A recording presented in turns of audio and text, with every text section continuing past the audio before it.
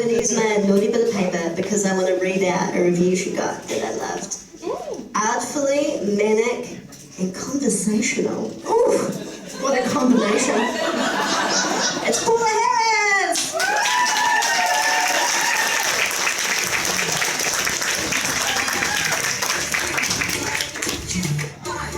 My first time here with the Wellington Feminist Poetry Club. Clearly not my first time. I wrote this one while I was in Vermont. Everyone else was writing poems about this beautiful river that was outside and beautiful things, and I wrote this. The main thing I realised after I wrote this was that my teacher in intermediate, Mrs. Hollywood, did a really awesome job in instilling Greek mythology into me. So if you need a quick refresher, Aphrodite is the goddess of love and a whole bunch of other shit. Athena is the goddess of war and a whole bunch of other shit. Apollo is the god of the sun and a whole bunch of other shit. And Medusa had a lot of bad hair days. And I'd like to think that Mrs. Hollywood would be really proud of this poem. Athena gets her first dick pic. Thank you, Kate. Medusa was sent dozens of them every day, men trying to prove their manliness by tempting, seducing, and fucking a monster. Fucking the sea god's conquest. There's something to tell your mates about. I know, you probably wouldn't expect that, but that's what some men are like. It didn't work out for any of them, obviously. They sent them to Aphrodite too, but that's no surprise.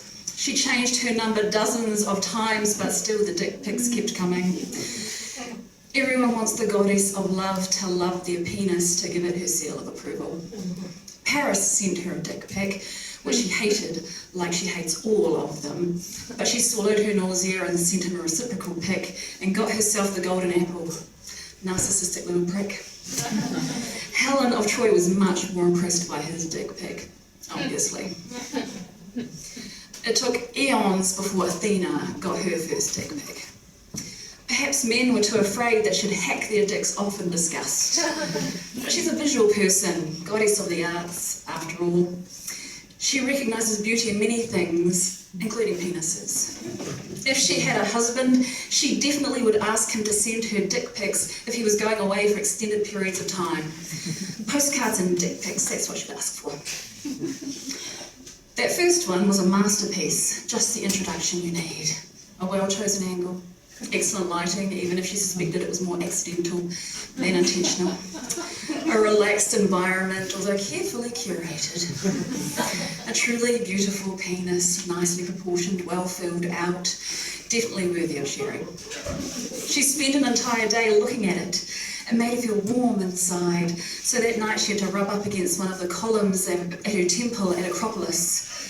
The roof crumbled a little. She never got around to fixing it. More dick pics followed. There were pics with strap-ons sent too. Not all met the standards set by that first one.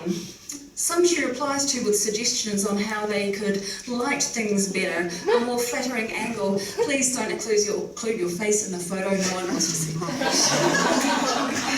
Some she deletes straight away and then goes back to that first one to help with purging the bad ones from her mind. On Friday nights, she and Apollo compare their best and worst of the week. Everyone wants their dick to be seen by the sun.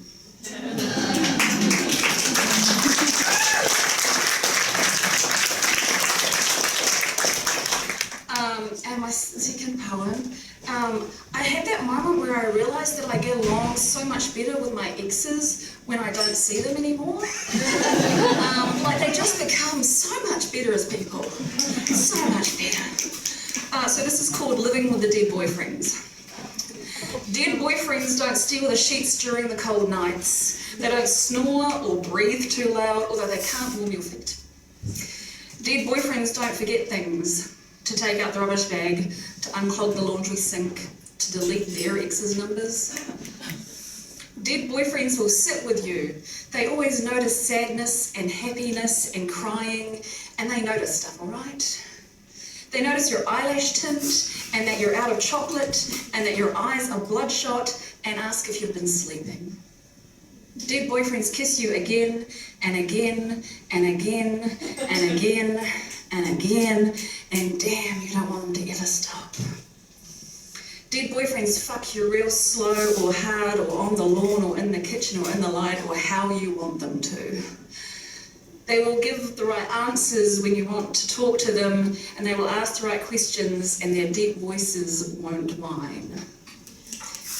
They don't forget to call you, they don't say stupid things, they don't fuck you over again. They're so much easier dead. Dead boyfriends are easier if you want to love someone and be loved, but you find that the live ones never quite love you right. The dead boyfriends must stay dead. Thank you.